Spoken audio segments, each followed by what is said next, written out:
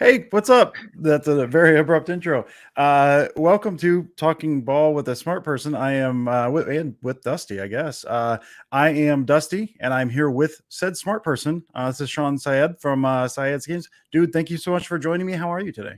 Dusty, I'm doing great. It's a great day to be a Vikings fan. It's my one of my brother's birthdays. He got me this Vikings dry fit.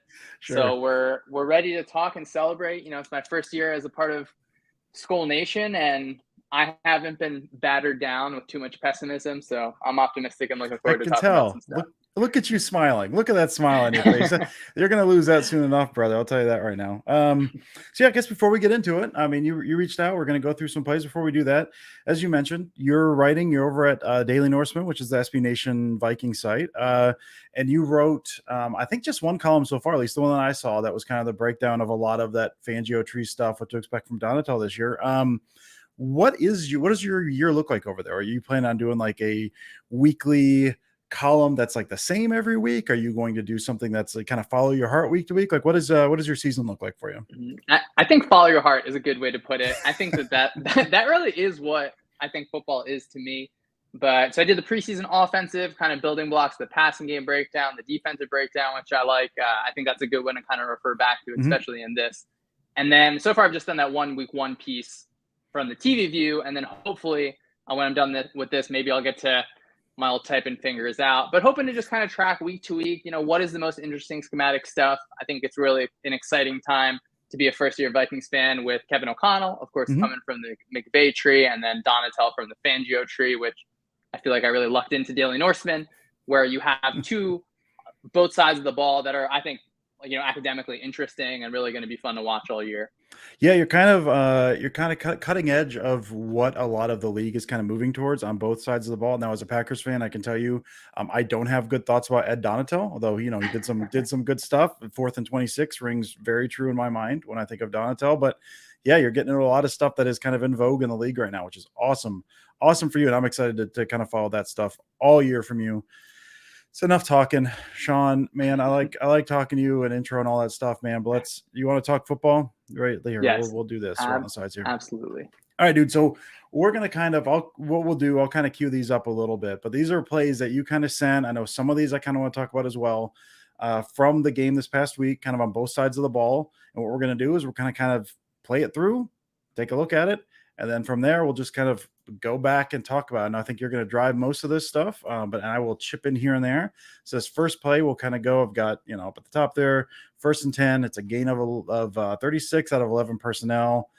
Kind of walk that down. It looks like I think this is a cover 3 look if I'm not mistaken. And there is, look, Justin Jefferson. There's no one around Justin Jefferson at all, which seems bad. Good way to start our video. Yeah. Yeah, it seems bad. Why did I agree to do this? What are we doing here? All right, dude. So I think you posted a bunch of clips on Twitter, and this is the first one I wanted to bring up, and thankfully it's the first one you want to bring up as well.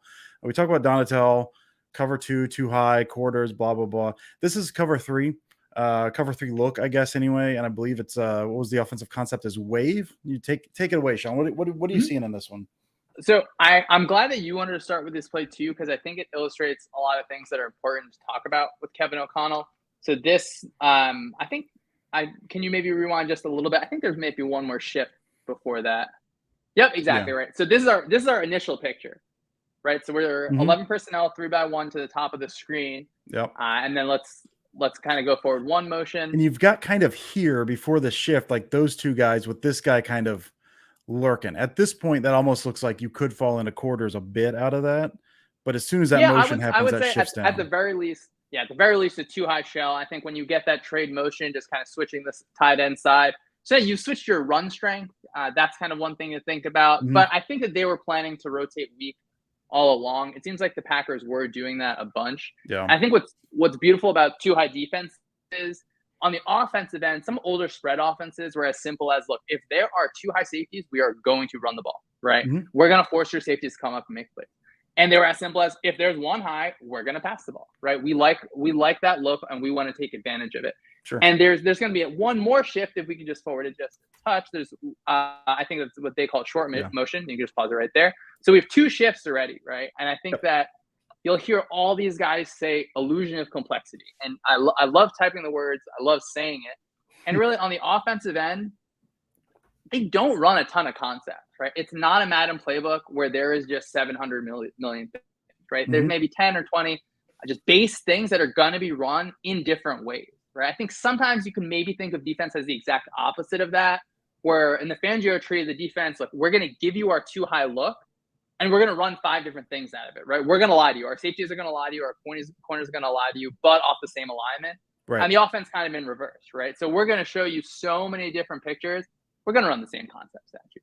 And so this one, I know it as wave. I think that I'm sure other people know it as different things, but very, very basically kind of from the outside, have a little corner post. From the inside up top, right? It's going to be either a post or something kind of crossing. And then we have our good friend Justin Jefferson on the bottom of the screen too.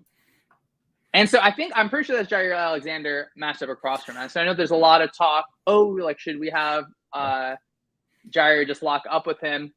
Which again, another reason why I want to talk about this play. I personally, it may be a little hard to do that because your answers for certain problems they're going to be based on your pedagogy. So what is your system, right? If you're a team that is going to play zone, I think it was 85% in week 1, a lot of your answers are going to be zone answers. So I would have been curious to see if Jair was locked in on him one-on-one.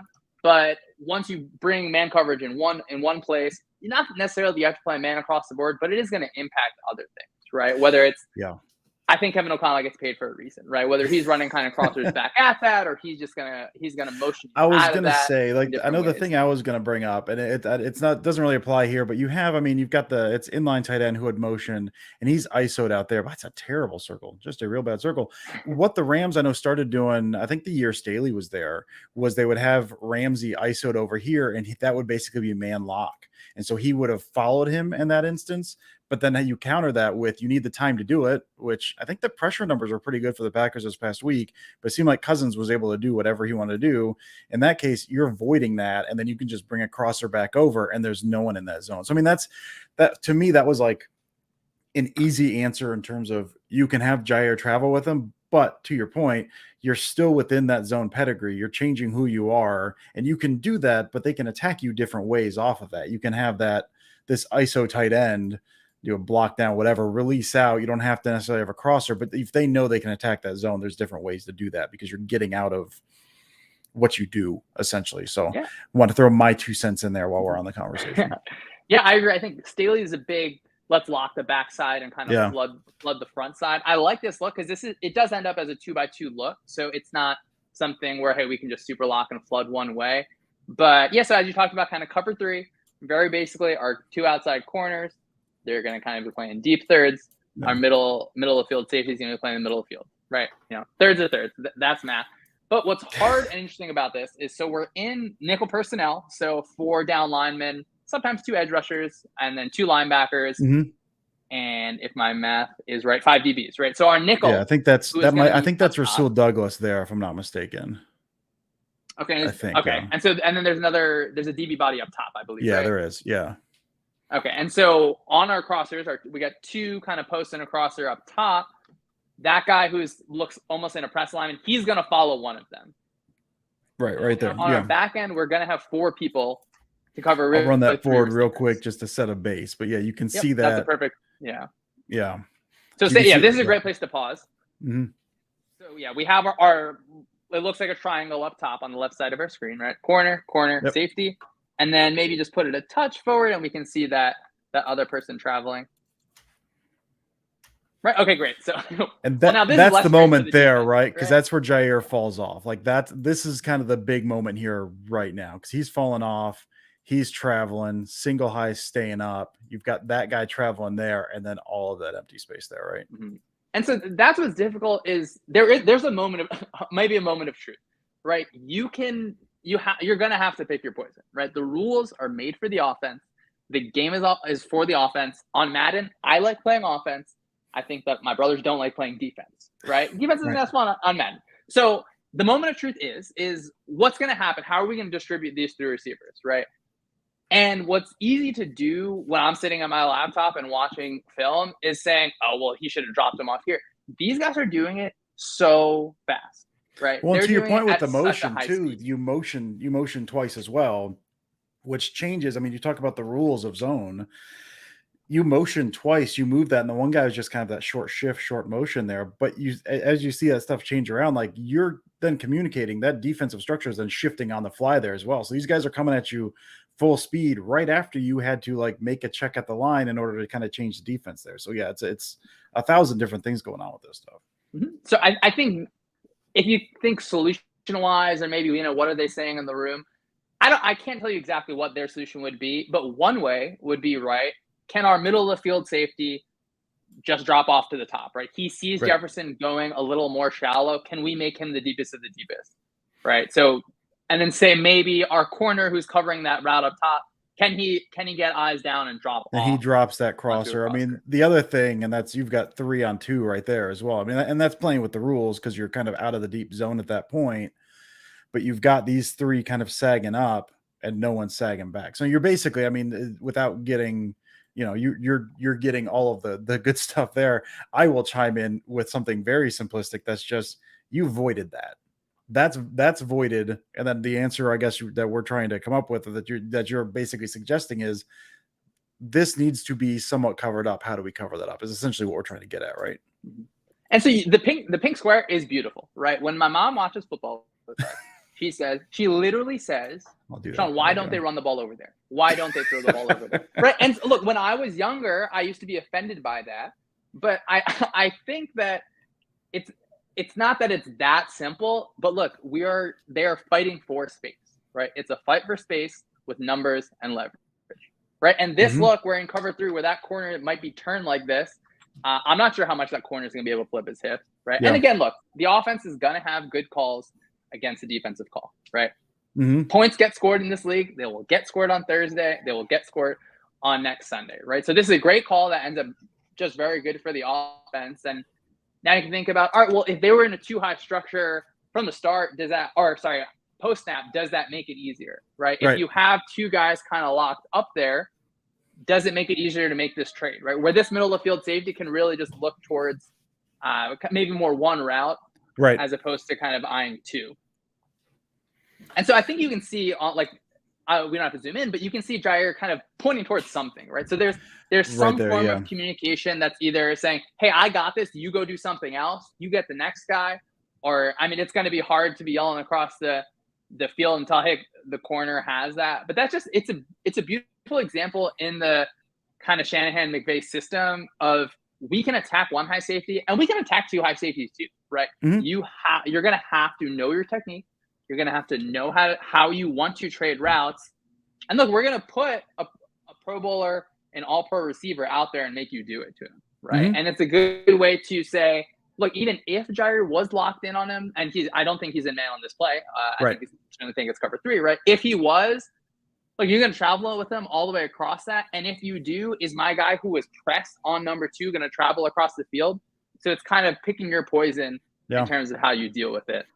Yeah, I mean, to me, the issue here might not even be, and as I was watching a lot of this, and it came to, I mean, even when we're watching the game live, it was, it's less structure and more. I mean, you mentioned it a little bit. It's communication. You get into this, the quarter stuff. Well, any of this stuff, any of the zone stuff, that pass off, and it's something the Packers. I know DVOA was bad last year, and they certainly had pluses and minuses, but they were pretty good at that back end communication, and they struggle with that all day. And part of that, I think, was O'Connell kind of pushing the right buttons, dialing up the right stuff. But some of it was they had quite a few coverage breakdowns in this game. And this, again, I don't know what the structure of this was, but this feels like this is one that should be passed off somewhere. Like you said, whether that's here or there, you're flooding this with these guys. But I think there is communication of this to some extent, that if this was cleaned up, listen, Jefferson probably still catches this, but maybe he doesn't catch it with like 50 yards around him potentially. That's kind of one of those these communication breakdowns I think happened quite a bit this past weekend. And again, I don't know if this is solely on that, but it certainly feels like something was likely missed in the pass off here, which is exactly what O'Connell's trying to force.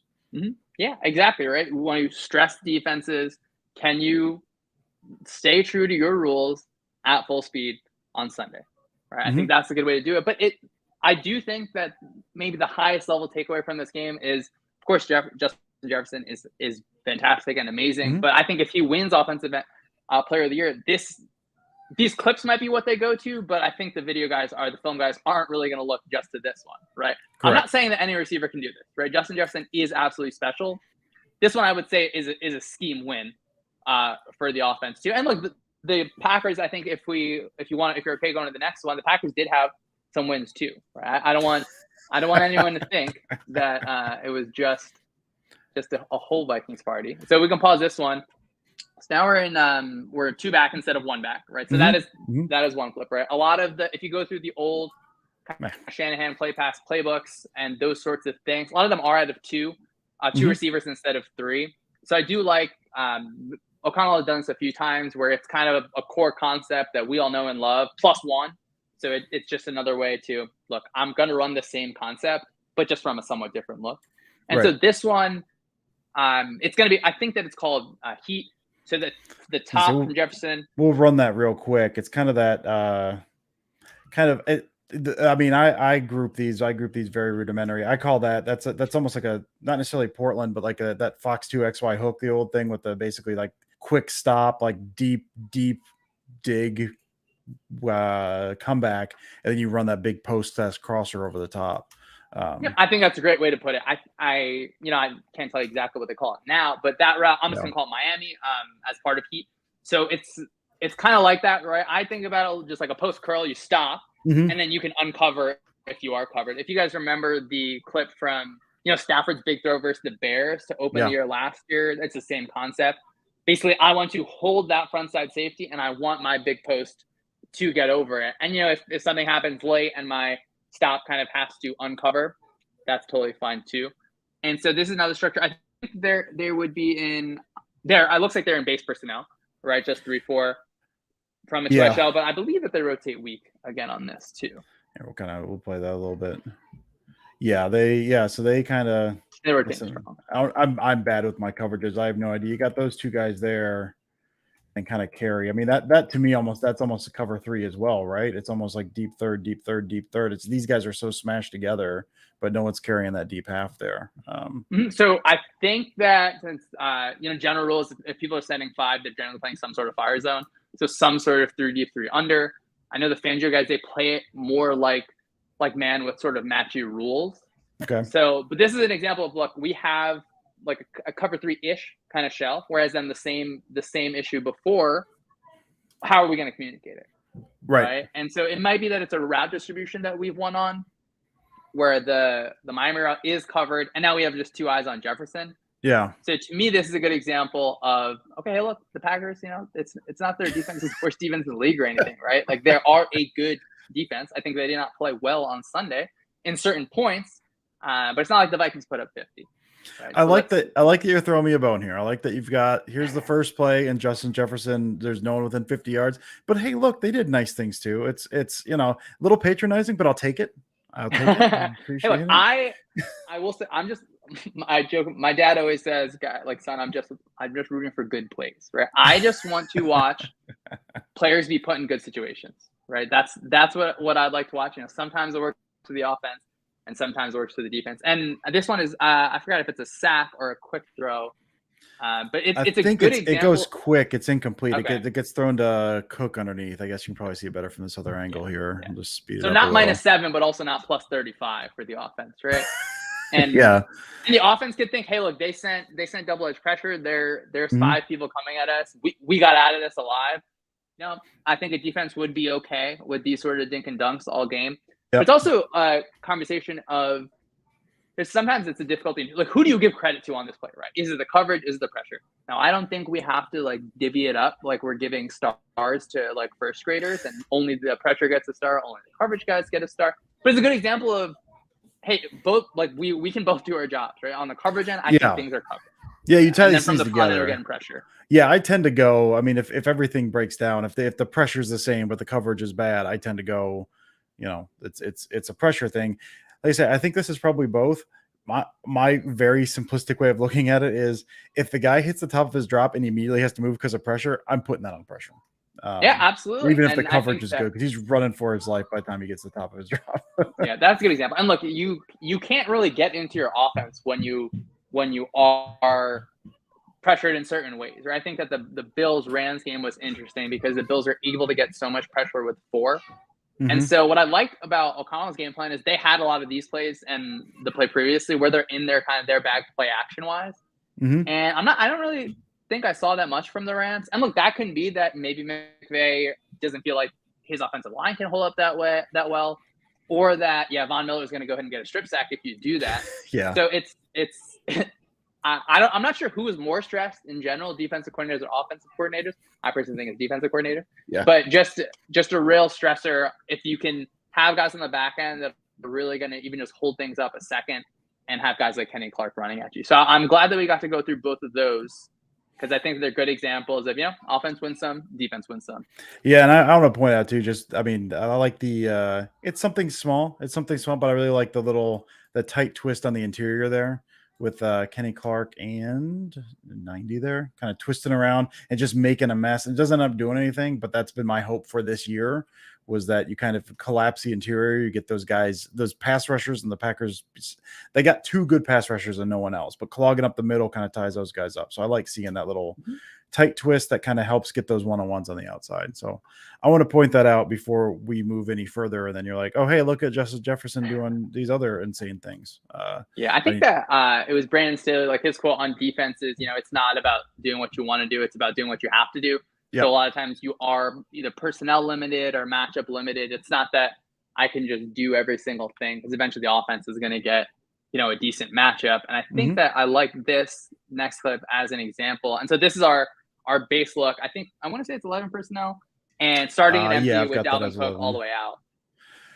That's okay. Yeah, that's Cook. So he motions in. We'll kind of run it and set our bearings here, and then we'll roll. So you've got kind of a sim pressure in the middle with the 2 linebackers, and that's Jefferson on the outside.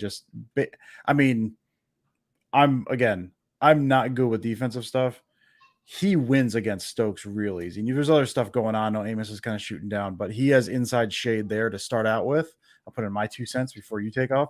Inside shade there, and then Jefferson just wins on that dig. That looks pretty easy for Jefferson there. What are you seeing, Shawn? Yeah, so this is not a shot at the cornerback, right? I think that playing cornerback is impossible.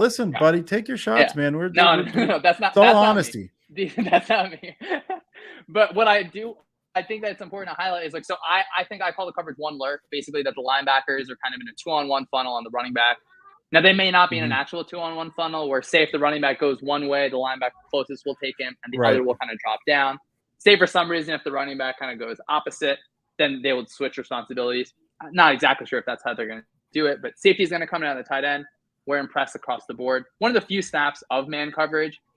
And so I think that this is what McVay used to call their Swiss concept, but very basically, it's kind of like baby dagger, where that number 2 guy, who I think is Osborne, he's going to kind of run what they call a special, but kind of get across the field quickly. He wants to really clear out the window for what Jefferson's going to run, which is kind of like with their little drift, but a short in cut, kind of get to the top, give a shake, and get into open space. And then that tight end is just going to run a small pivot, but basically just holding the levels. Yeah, I class this basically as like cross country dagger is what I've heard, because it's like you've got the big crosser instead, but the idea is the same basically, right? You're clearing for the dig is basically what the idea is. Yep, I just think of it a little more shallow than dagger, but it's in the same family. We use all these words for all these concepts. I think that everyone has different words for the same thing. But against man coverage, this is really it is a true one-on-one, right? That window is going to get open. I don't think the linebacker is going to drop all the way into that. And what I love about Justin Jefferson, the shakes at the top of his routes are they're subtle, they're pretty, and they get open. Right. So, just that jam and go, basically. He jams that. It's weird because he's so lanky. Those lungs are so he's all limbs, but he can jam and go like that kind of is very smooth out of the cut there. Yeah. As a proud member of Noodle Arm Nation myself, being lanky, it has its advantages. Absolutely. And it helps when you're absolutely as high level an athlete as Justin Jefferson. So the next question on this is, well, are we comfortable playing this all game, right? Are we going to play a man? And now, of course, I imagine Jari would be a better matchup. There's a clip later in the game. I don't think we have it on our list. But definitely type it in. I know Nick Olson put a little zoom in on it of Jerry covering Jefferson one-on-one. I think that Jefferson won that. But then on the defensive end, there's also the question of well, do we want to? It's not that they allowed Justin Jefferson to succeed, right? It's not that they came in saying, well, we're going to let Jefferson beat us and we're going to see what happens. I hope not. Right? I hope that was not the conversation in the end. I do think that the defensive conversation is generally, look, I want to take away their best, and then I got to kind of live with the rest, right? It's if we're just going to get dominated inside in the run game, that's a struggle. I think offenses are fine with that, regardless of like expected EPA per rush and things like that.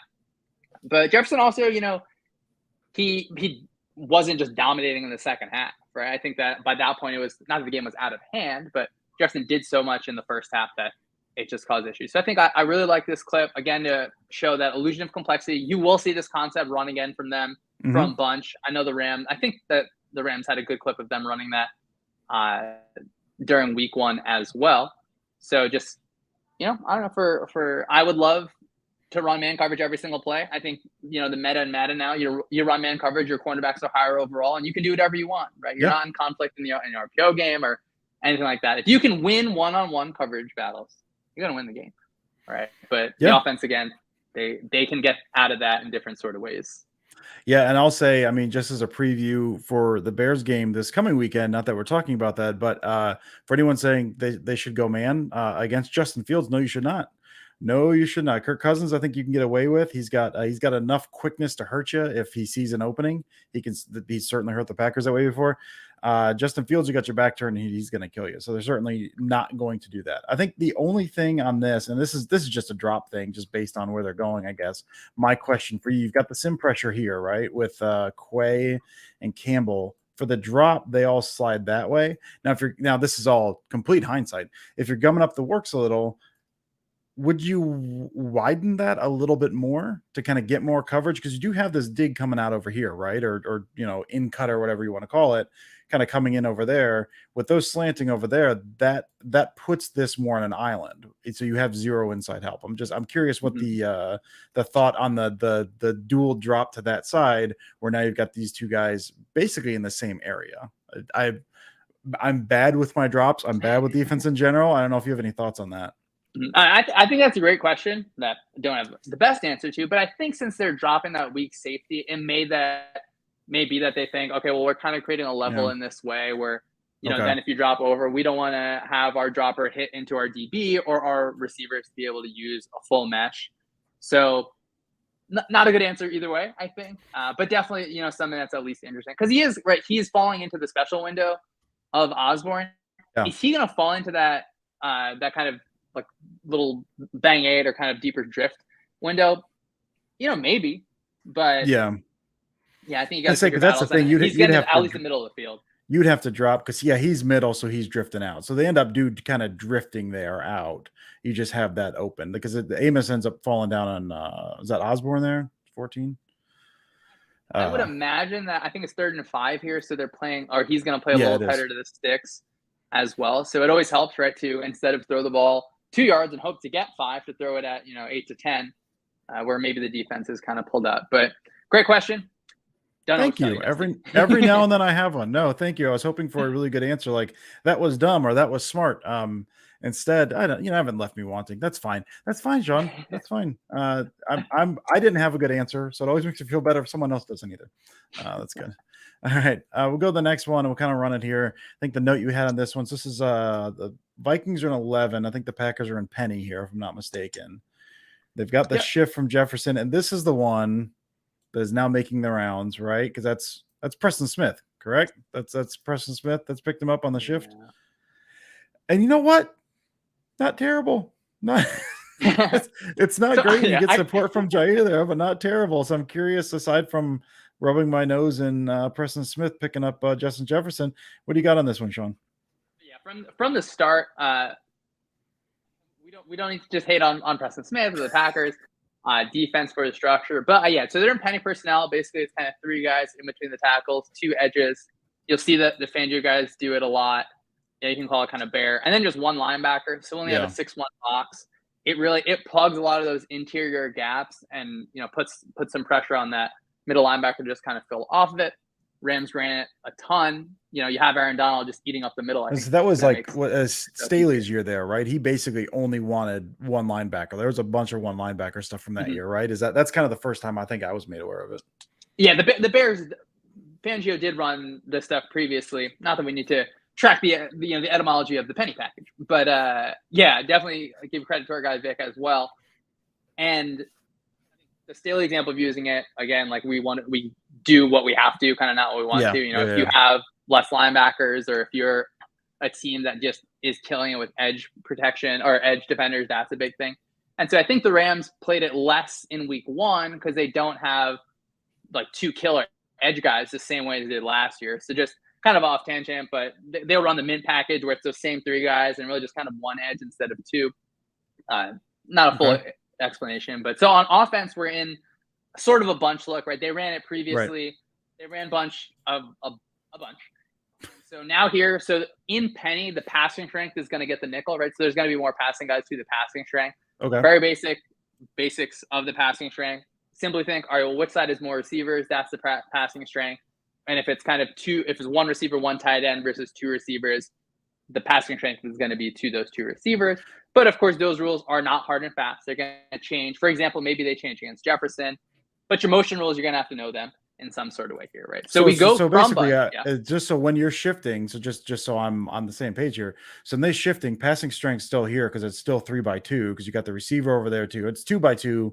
We have the receiver to that side. Passing strength is still to the right, which is why you've got that over here, correct? And why kind of Preston has to peel off because you're still trying to match strength with strength. Is that's the basic explanation? Yeah, I think that could be a basic explanation. I don't want to say that this is a hard and fast rule. It may just be that they were like, hey, we want to play to the field, or we just want to play to the kind of top of the screen. But there is something that the Vikings have seen that says, okay, well, when we motion Jefferson, they're not going to shift both edges. They're not going to send their nickel kind of all the way across. They're not going to unfound their coverage structure just based on one motion. And that's what leads to having Justin Jefferson in such an advantageous look. So it's a good example of, well, if we were in man coverage and we had Justin Jefferson pressed on him, they're still going to get him around. Right? They're going to move him into different situations that are going to be more advantageous for the offense, because that's what the offense's goal is, right? The offense's goal is not to let you play one-on-one. I remember when we were younger and we played fantasy football and we would see Darrelle Revis is covering our receiver and we were like, well, that's the game, right? My receiver is going to have no points. I don't think that the game is the same in that way, right? And offensive coordinators are a little too smart. And it's not that Jair couldn't follow him. I think he could in this sort of example. But that also unfounds things to the top then, right? Because then you have man, maybe, okay, do I have to play man across? Do I have to play, 2-man? Is that going to kind of muddy my box where my run fits are going to be kind of a little different? And are we going to have to watch Kirk Cousins run down the field for 50 yards, with our back turn? Maybe not. But it's a good example. No, probably would happen. And then I would prefer, honest to God, I'd prefer Preston Smith on Justin Jefferson on a 5-yard out rather than seeing Kirk Cousins rumble 50 yards. Like just that's where I'm at in life. That's what I prefer to see. But I mean, that's a good point. And that's something I'd like to spend just a few seconds on if we could, because when you talk about, not that this play is like indicative of the entire thing, but when we talk about you're changing the structure that way. Let's take a little walk, you and I, Shawn. So if you have the movement here, let's say Preston Smith, we're going to X him out. He's back over here. You bring this guy down, or you bring that guy over there and Jair comes over there, right?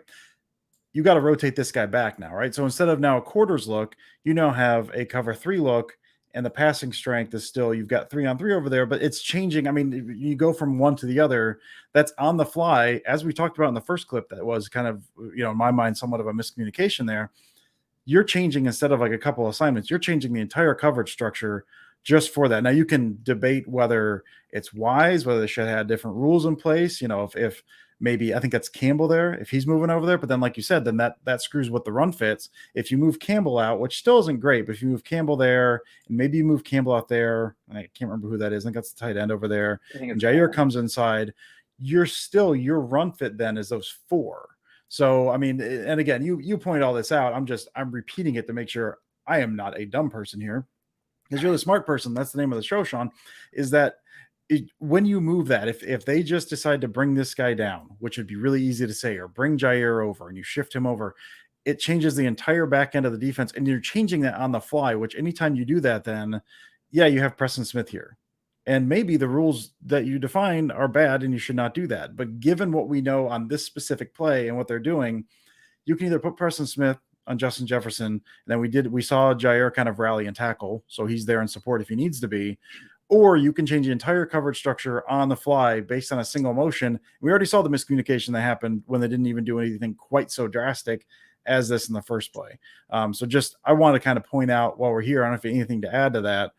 Like, that's when we talk about why they have Preston Smith on them. There's such a cascading effect with the way this is structured that if you do that, like, a better thing may not be right around the corner for you.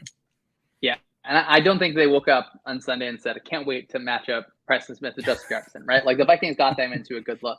And then you start to think of, well, what answers kind of in the man world are there? And I know I don't mean to bring this up, but, the Packers game versus the Niners last year, where the Niners dealt with Devontae in a way where, okay, like, we're always going to have some sort of kind of 2-on-1 bracket. And then Right. you get into like the fancy schmancy Nick Saban cover 7 world, but very basically, man match stuff, or say we're man across the board, and maybe we use our safeties as either inside brackets, outside brackets, or some sort of way to make sure, well, we're getting 2 people on a receiver. And look, if this is the Patriots defense, maybe that's what you'd see, because that is like one of Bill Belichick's answers. Yeah. And it seems like, that's definitely one of the Niners' answers as well. And so I know I go back and forth and think, well, is that the technique that they play, right? Like, is that what they're coaching kind of day in, day out, inside, outside brackets, and what your rules on that are? Right. I don't think so, because that's not kind of what they're presenting, right? Now, am I saying they're incapable of doing that? Absolutely not, right? These athletes are phenomenal. I think that they can do things like that. But again, when you build your menu, right, it's not always a diner menu, right? If it's your dinner menu, then your dinner answers are in your dinner menu, right? You're not going to, I like eating breakfast for dinner, but you don't always, you're not always cooking up eggs at 8 p.m. And so your answers are going to be in your system. And so is that an indictment of the whole entire system? I personally don't think so fully, right? Like, I think that maybe game plan wise that they would next time be able to come up with something else. But I'm going to be curious to see when they match up next, because of course my Vikings will be coming to Lambeau next time, and I'm intrigued, because I can't fully say, oh, we're going to see something totally different, right? Because again, the Vikings didn't put up 45 points, right? The Packers also did not put up 45 points, and when you're playing from ahead, things look better, right? In hindsight, if the Packers score one more touchdown and one bounce doesn't go the Vikings' way, the game's a lot closer, and we're thinking, oh man, like, Justin Jefferson did all of this, but the Vikings are still little brother, But again, it wasn't all bad for the Packers, and I know that we have some plays to show that they were also doing well. They were. We'll move to the next one. Yeah, and I think while we cue this one up, that was my thought. The final score was 23-7, which is not a blowout, but also it never felt close. And then you think back, and well, if Christian Watson doesn't drop that first play, or if they get out on the 4th and 1, like, suddenly this is a game. It never felt close, but there's like 3 plays go a different way. The Packers potentially win it. So yeah, you're riding that razor's edge the entire time. I'm glad you mentioned Christian Watson, because I'm really optimistic for him. I think this play, yeah, will at least show something positive for him as well. And that's, of course, this question of how much trust you have with a quarterback, and that's not the easiest thing in the world. But he's going to have a long touchdown this year, I promise you. I feel comfortable as long as he stays healthy that we'll see our guy running into the end zone too. And I think this would be a good example of a play. We can just let it run once. Yeah. Yeah, so there he is. He's there on the top. He kind of does that Harrison Smith sinking down. Let's run that forward a little bit, sitting back. He's got it splits him and has 5 yards on him. Now it ends up being a sack. And this is, before you really get rolling here, Shawn, I will say, I was big on Christian Watson coming out of the draft. I was excited about him out of NDSU, but still felt like he's probably going to need a little polish. And I still think that's true, but he's got a little more subtlety at the top of his routes already. Than I kind of was prepared for, I think. And kind of that speed helps, certainly, but the kind of little fade out and cut back in, he showed that a few times and showed that he can kind of create separation at the top. So that's my piece. Shawn, what do you have on this one? We are talking about Christian Watson there, which is my favorite subject potentially at the moment. So what do you got? Yeah, that's I'm really glad you brought that up, because in the Shannon McVay system, you'll see these guys do this a lot, I think they call it Blazer, where you're going to start inside the numbers. You're going to expand your route to just not outside the numbers, but Kind of, maybe to the top of. Yeah. fading towards the sideline a little bit. Yeah. Yeah. At the very least, what we're doing then is we're pushing that corner on an angle, right? He's not just pedaling Yeah, back you and can saying, I'm see being him. threatened Yeah. vertical. But yeah, and really what that is, it's just to widen up. It's not that he's running a post, but it's giving you an alley to kind of cut in, right? If the corner in here is, I think that the cornerback's probably thinking, well, I have Harrison Smith inside, so I can widen. And look, these guys are fast, right? And I think Watson does a good job here getting through that. And that, to me, this is NFL open, right? This is a hard situation. I'm not going to say, oh, Rodgers should have just kind of bombed this one with like multiple guys running at him. But ideally, and again, I think that you'll be able to see this during the year, they're going to be able to hit one of these. They're going to nail a secondary where they're either like Dillon and Jones are just eating them up, and they're going to have to start having eyes in the backfield. And Rodgers can make this throw, right? I was going to say this. Yeah. I was going to say it's easy for me to say, and it's also easy for you to say. But also, we've seen this from Rodgers before. He's rolling left. He's not set up. I mean, this is the time here because Smith, I think it's Harrison Smith, is flat-footed. He's kind of cutting back inside. He's got the angle, and the middle of the field is open. So if he flips and tosses that, now we're talking about a long throw deep down the middle of the field while rolling left. But like you said, we've seen Rodgers can do this. Rodgers has done this. And so this is a throw. It's not an easy throw. It's a lot of throws. It's a throw a lot of quarterbacks should not attempt. I'm going to go ahead and throw Kirk Cousins into that bucket if you got to flip and release that quickly.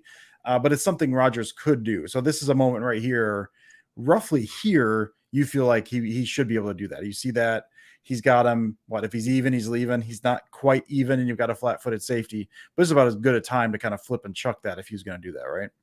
Yep, and then just like, I think this is a good example on the back end of the offense, quote, winning against the defense. But we're our front end or back end, they're makeup artists for the other. We want to make each other look good. And so this is, if you go to start or before the snap, it's an interesting look on defense that they did run this with their second unit edge guys once before. But whereas Darius Smith is over the center, having it's an advantageous look. They're in kind of a like what feels like a nickel where he's walked down. And yeah, when you go through the play, he's an adult. I think he was a little mad to see, that G on their helmet. And yeah, I think that's Dillon in the backfield, just absolutely just bodies him. Yeah, he's we love Z in Green Bay.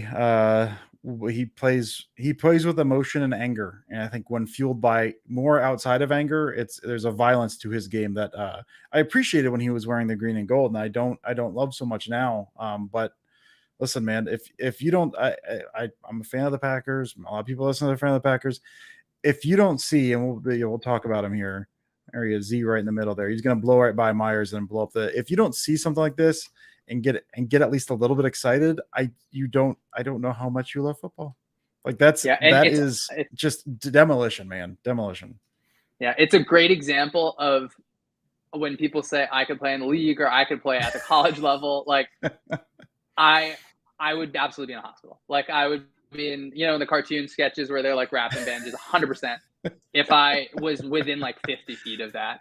I really just like feel for the train wrecks that happen every single time. But yeah, an example of, and I love, Hunter's kind of at the bottom of the screen pursuing. I think it's Hicks up top that's getting after it too. But yeah, like there is a moving target who's the quarterback, and these people are paid to, cause violence really in that realm. And so it's another good example of sometimes the defense is going to win, even when the offense, I think, has what I would definitely call a good play. But hopefully, despite it being a sack fumble, offense should be encouraged, right? Like we have this guy who he can run, right? And I'm assuming that Dontel is looking at this and thinking, when we play them again, this can't happen, right? Because they're going to be able to protect it. Or, it's just maybe it's one other block, or they know that he's going to be there and they can kind of chip him in some sort of way, even interior. And that ball's going to, get in the air. And then hopefully it's not snowing. I hate watching games in the snow. But yeah. And then there's the chess match of football that's really interesting too, that I think the next two clips illustrate really interestingly as well. All right. So we'll play it and we'll see. So we got 2nd and 8, 11 personnel. Kind of a little, I think that's, I don't know. I got a lot of the stuff tagged this way, kind of that divide look on the outside. That's not quite not quite like a scissors look, but you kind of they bend a little close together and then they separate and then they kind of run that little kind of slant underneath there. Yeah, so I think that I would put it like in the category of what they call buffalo, but yeah, exactly kind of what you said. It's going to be a man beater in a lot of ways, where number 2 is kind of picking number 1, the defender over number 1, and we're running that what we call kind of a now slant. Yeah. And so I chalked this up mentally kind of as a quote win for the defense, in that like his route is at least like it's contacted fairly quickly. Right now, AJ Dillon is an adult and really stressful for people to tackle. But okay, so we have in the back of our head, Matt LaFleur ran this play. We saw what their look is, and now my guess is cover 8 or half quarter. Basically, what the way that I use the terminology, and I think that they use it similarly, is what in a bucket, what separates what comes first in the quarter, half versus half quarter is just what's called to the passing strength, right? So passing strength up top, we got 3 threats versus 2 to the bottom. If I say quarter, half, then that would be to the top. If I say half quarter, it would be halves to the strength. And they do really like that. That is something that I know Staley likes a lot, where they'll lock that backside and again flood that front and say, okay, well, we're in quarters, but we're going to tell the corner, hey, you have man. We're going to linebacker, hey, you have man, and then send our safety the other way, just to cover kind of anything coming up from number 3. And I think I have a clip later that'll show that. But very basically, that if I'm looking up top from the booth and I see we've shown this concept once now, where we have now sent and they're coming at it, right? They have eyes on it. And even if you sit and I think teach someone and tell someone, I think players respond to stimuli, right? That's why all those studies about, well, do you need to run the ball to be able to play action? Yeah. There's some linebackers, I think now a lot more teaching of, hey, just let this happen, right? Like you do not even have to look at that. And it's cool to see that. But when I'm in a running at you and the running back is running at you looking you have the ball, you're going to respond to it, right? The same way when you have an under route and you're thinking, because the backers do this sort of stuff, right? There's a few clips of they send someone quick to the flat and Pat Peterson makes a really nice tap. And yeah, like you want to do that on defense, right? You want to have these big plays. And so this is a good example. I think this was run earlier of our Buffalo concept. Eyes from the defense are on this now route. Right. And then I think that going to the next one is a good way to highlight why football is so cool and a real chess match. This is one of my favorite plays. So we'll kind of, we'll run it back here a little bit, I guess. But yeah, so same basic thing. It's trips. You've got this little divide thing with that slant, and the guy we're keying on is here in this instance, right? Like he bites on that real hard.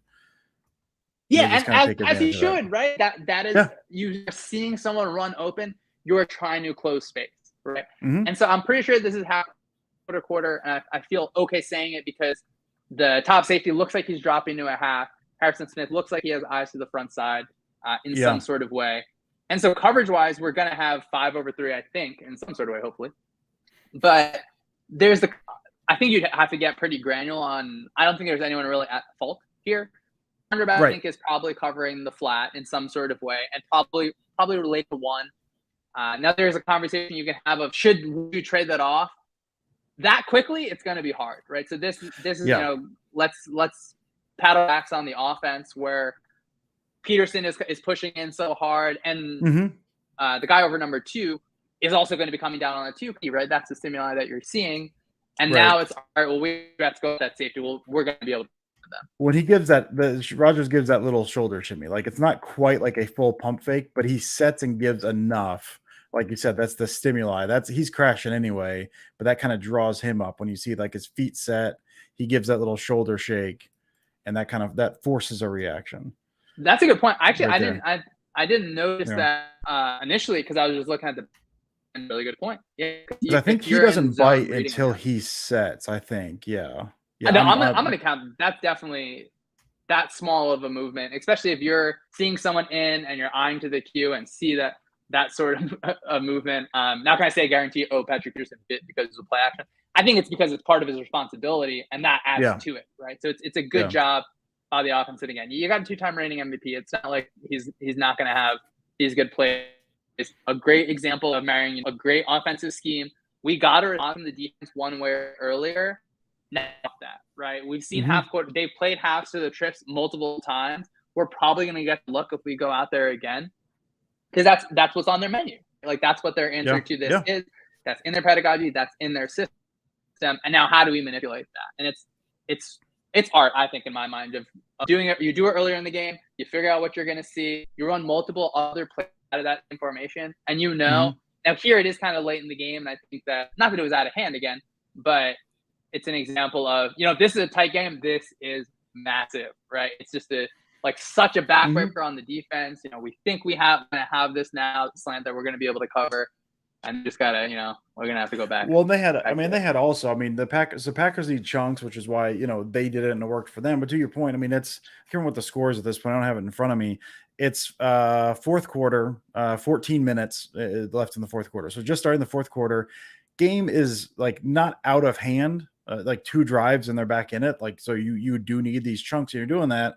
But the Vikings have also seen. I can't remember what the chart was. I think Rodgers attempted 2 passes 20 yards down the field with the drop to Watson, and then the Cobb interception. The interception was thrown to Cobb. You've seen 3 quarters now of quick hitting stuff, because these tackles are not doing well, and the pass rush is killing. And so beyond the pump fake as well, this defense is just squeezing everything at this point. So yeah, it all kind of forces. It's a beautiful play call. Wish they could have made a little more out of it, but yeah, it's a really, really nice play call. I thought I liked that one. Yeah, I think that the chess match kind of continues in our next 2 examples. I think you had for this one, the note you sent me was players make plays. So we'll run this little motion there, a little slip out of the motion, which that's, I don't know, not great, not a great look, and then just there he goes. Yeah, so hey, you're throwing me another bone. What do you got on this one? Do you want to look at the end zone angle, or is this good for your purposes? I think if you could pause from the end zone angle. Yeah, we'll do that. There we go. All right, so this is their penny front. They're, again, kind of 3 guys interior, your edge guys, and that one linebacker, Kendrick. And so what visually is different from our regular is usually he's playing a head up nose, and so this nose is offset to the back. And so they do this earlier in the game on the Zadarius Smith stop on 4th and so the technique that they're going to have is basically that nose is going to cross the center's face. And the goal is that we want to get the center locked on him. And then the linebacker is really just going to track the back. And so Kendrick job that on this play. Again, I think that the note on this is players make plays. Certainly, look, AJ Dillon, we're in a good spot. Sometimes it's going to happen. But when you run it, let's snap the ball, guys. Right. So that's a good example. So we pulled the double to the center now. Right. So the center we've achieved what we've wanted to on the defensive end. Because we don't want to fill the box with 15 people. Right. In this look, and what was cool about the first time they did this is Penny, it's a stocks, right? Of course, here now Smith is down, and then your corner is going to be some sort of force support too. But really, you have one of your tackling linebackers on the field, which is cool. So it's on, and obviously, Smith and over here to fill in, but Kendricks is just going to kind of track that running back. So we can just kind of move forward just a little bit. So he's got in touch, but he's fairly clean in my mind, right? It's not that he is just gap shooting and that he's going to absolutely slam this. Yeah, no, he bounces off. He bounces off of Tom there because Tom tries to come through, but he's not really contacted. He's still in control of his own path, basically. And so it may be that push was enough to get Chris off balance, because Eric Kendrick is not a weak person in any sort of way, right? But if you're off balance with half your body, it's going to be difficult to bring him down. But on the defensive end, I think that this is really cool, because when you have that nose, and if the center gets locked on him, the guard's going to come to him too. My linebacker is just tracking that running back, right? So if it's an interior run, our linebacker can really push out. But here he does a nice job of kind of tracking too. And again, I think that absolutely just by getting that arm out, that does impact in some sort of way. But it's an example of where defense got, I think, more or less what they want in some sort of way. But you can have this play call, and if the leverage just tilts it in a certain way, the offense is going to get the touchdown. And it's a fight for 1 yard, right? And it's going to fall one or the other. And in the first time that it happened, where Z Smith is just kind of screaming off the edge. Maybe this is their response. You know, they had a little bit tighter formation. And on play from earlier in the game, I'd be curious. They had 2 receivers, and if someone's just screaming down on the edge, maybe you have some sort of just kind of slant flat up top. I know on that one, Rodgers it didn't seem like he was looking at that at all. Maybe it's something to save him for later. But, you know, the Packers do not have to run it on the Vikings later in the year. You know, they can just keep it for you know, the other teams. Yeah, that is slant flat, and I think slant corner on the other side as well. So they kind of had that dual. I don't know. I marked that as an RPO because you've got that tag on there if you want to. But yeah, he certainly didn't throw it there. But yeah, that's yeah. Hey, thanks for that, man. I appreciate that. And this is the last one. We're coming up. Not that we have like a set hour in mind here, but we did kind of we set time for ourselves just so we weren't sitting here all day because I don't know. I got kids to pick up. We all got things to do. So this is going to be our last one here on 3rd and 7, 11 personnel. We'll play it and then we'll kind of run it back and break it down and say our tearful goodbyes, I guess. Let's speed this up a little because Rodgers is kind of talking. He sees something. Smith says something. Kind of get that overthrow. It ends up being an overthrow to Jones in the flat there. I don't know why that's moving so fast on me now. But it looks like to me, I mean, just offensively speaking, it's not – you get that kind of switch release vertical. I think it's kind of like get that in-bender curl off the line just for my own sake. And then you get kind of that little switch release there, and then you fire out of the flat there. Shawn, what do you got on this one? So I like this one for a lot of reasons, mainly because for a lot of this, I have no idea what the call is in certain ways. And I think that's always interesting when you're secondary. Sometimes you got to throw your hands up. But schematically speaking, I think it's cool that first on offense, the Packers do this a lot where they have strong 4 threats to one side. That's like people say flood is receivers. I think like what is 4? Tsunami or some sort of like they're really imbalancing the numbers to one way. And that stretches the heck out of zone rules, whether especially here where you can see the guy over number 2, he carries that. And so now it's not that the zone is just drained that they're underneath, but is it like, does one linebacker push to number 3 and one linebacker push to 4? But basically you got to figure it out, right? You're going to have some sort of way to deal with it. And the way that a lot of the Painter guys deal with just numbers issues in general is lock the backside and send your weak side safety on. And so I think I would call this, 6/4 by later on. Can't tell you for certain if it's cover 4 or what they call cover 9, which is basically through rotation. I think that it would probably be put in the cover 4 category or like a special tech 2 quad. And so I think they call the backside like a tricks technique. Some people say poach or solo, but basically his eyes are working to the front side. And that depends on being able to lock to the bottom. So if one of the reasons why it's cool to have Jalen Ramsey on the backside is if you put a really good receiving threat there that I need to either shift or like I don't have to shift there, right? I can, hopefully trust that Jalen's going to be fine there. And, the Packers don't have Devontae Adams. I know breaking news dropping. Was not aware. Time, right? Yeah. All right. So, because in their last year when they had these 4 strong formations, you could put Devontae backside and force the defense. Well, are you going to commit to that way and only play 5/4 then? Or can I put Devontae in the spot and really just give us a fit, right? Because you're going to be able to manipulate that in different ways. But as we kind of go towards, and I think this clip, should it have been a completion, should have been a first down? Absolutely, maybe. But I think that it shows at least the Vikings' ideas of like, how do we flood that front side? Because the offense is doing that too, right? Like they want to have a lot of people over there. So we got to respond in some way and kind of focusing on, so you can see Harrison Smith, his eyes, his whole body is turned towards that side. No, he's right? so and honestly, that's been my question. And this gives an answer. That's my question all offseason about how the Packers, because they especially I think that Cardinals game, especially without Devontae, but then throughout the year, so much of that overloaded, that 4x1, those quads looks with Devontae on the ISO, and then how defenses adjust to that. Are you going to give him an ISO? If so, he's going to win it because he's Devontae Adams. And if not, it's how you allocate your resources. That's been my question all offseason. It's the Packers are going to run that 4x1 stuff because it's in their bones at this point. They're going to, but defenses don't necessarily have to allocate extra resources. And like you said, we see that here. It's basically you got that lock on right there. And then Harrison Smith's already rotating. Now he's there for support if he needs to be, right? But in my eyes, it looks like he's rotating away from the jump. You're allocating your resources to this side because that man isn't going to beat you anymore. And so to me, that's the big question on the season is when the Packers get into that and you force defenses to make that adjustment in their mind until you show an ability to beat that, there's no reason for them to do anything other than lock that backside, right? Am I completely off there?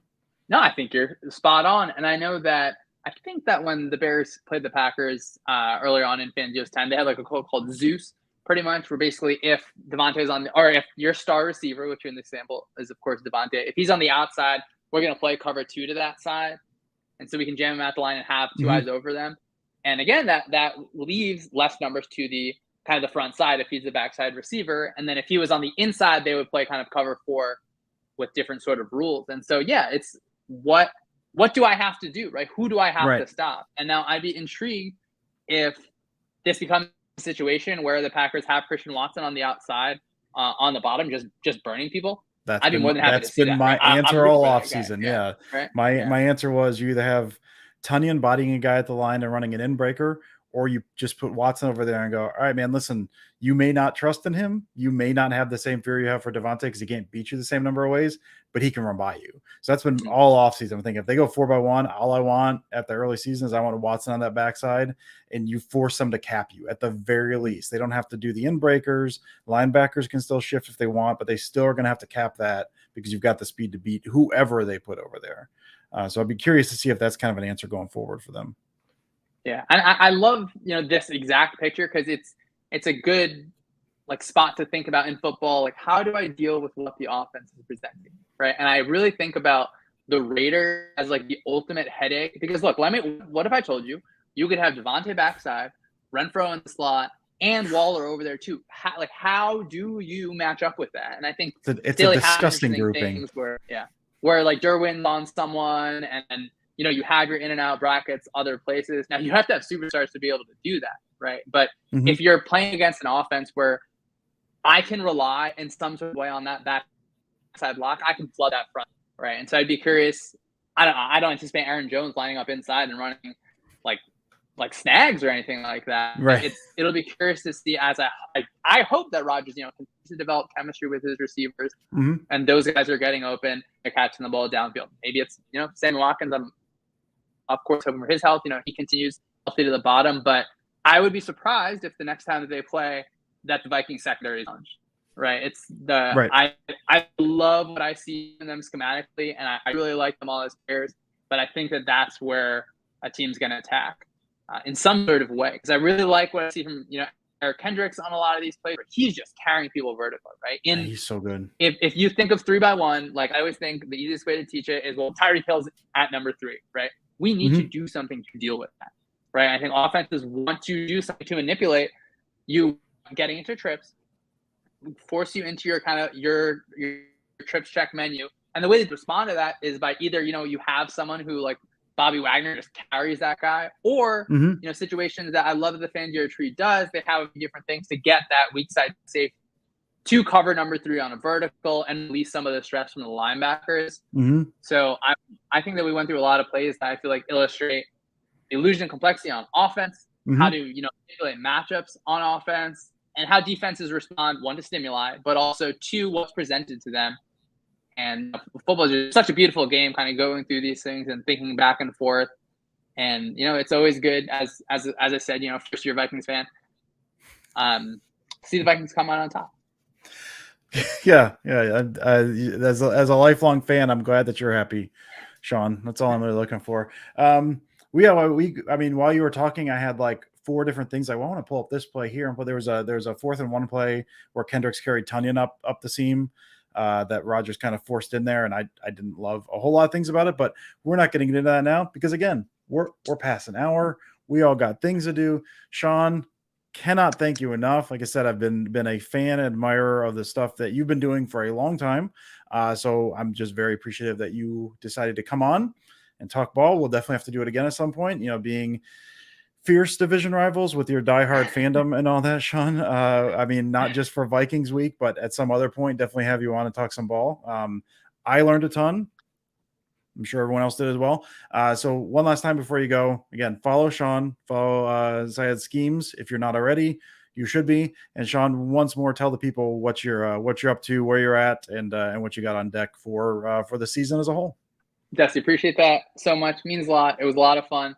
It was a fast hour. I feel like we got to cover a lot. I think the easiest way on our Twitter, you just follow Syed Schemes, SYED Schemes. I think it's right here. Yeah, you've got it. Yeah. If you're watching, of course, happy birthday to Harris. I hope he's got a good one in Iowa. And yeah, this year, just continuing to follow the Vikings. I saw that the recent like poll, the Vikings have jumped to top 10 and stuff. So I'm sure it'll be a hot offense and hot defense to look at, hopefully with a lot of success, but also for the kind of fun McVay and Fangio influences that are on it. As you said, the two hot topics. So lucked out to be writing for Daily Norseman and follow on. I think it'll be a good year. Send me a DM. We'll talk, ask some questions, and we'll figure out some answers together. Absolutely. Yeah. Again, Shawn, thanks so much, guys. Follow Shawn, follow his work over on Daily Norseman. I know, a lot of diehard Packers fans. He covers the Vikings, but he's still cool. So hit him up, ask him questions, do all that stuff. But Shawn will do it again, man. Thanks so much. It means a lot, Dusty. Appreciate it.